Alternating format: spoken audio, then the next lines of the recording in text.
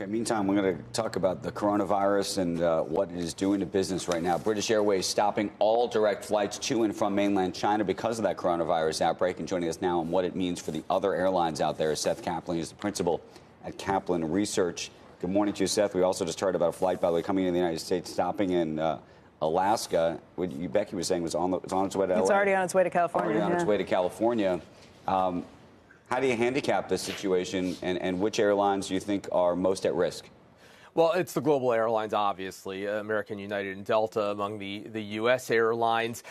So far, and looking here at the possibility that the White House could order a suspension of flights to China, look, there is more priced into the stock movements, and they're off or lows, obviously, but than you would necessarily expect in terms of the impact on the business. We talked just about the impact of even a possible suspension of flights to China, which, the impact of that by the White House is less each day because airlines are kind of doing it on their own because of weaker demand.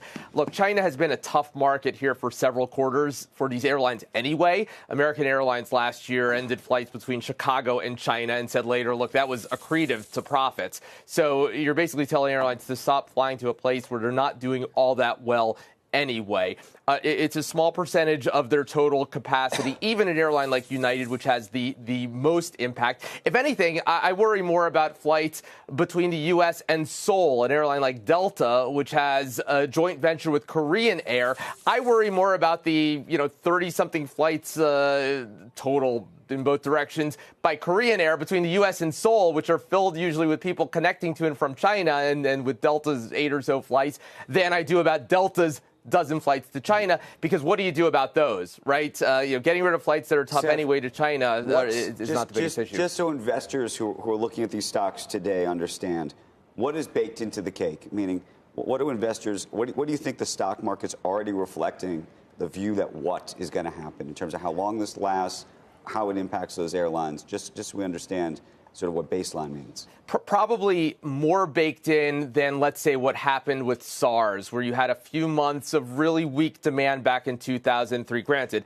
airlines were much weaker back then, right? These were companies that were much less positioned to withstand any kind of shock than these airlines are today.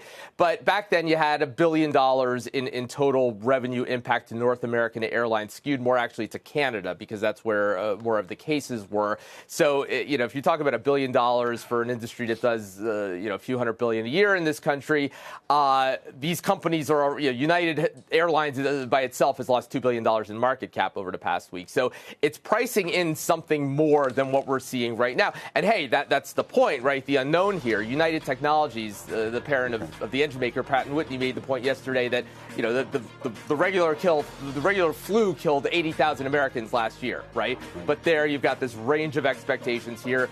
We don't know where the bottom is. But if you like these companies a week and a half ago, and if you believe that this thing is going to be contained here at some point, and again, taking into account that this is, fortunately, from a financial perspective, a market that has been difficult for these airlines. This has not been a tailwind.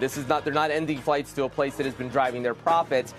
It would have to get somewhat worse for them. I worry more about second-order impacts on the economy, Thank you, Seth. and the global economy.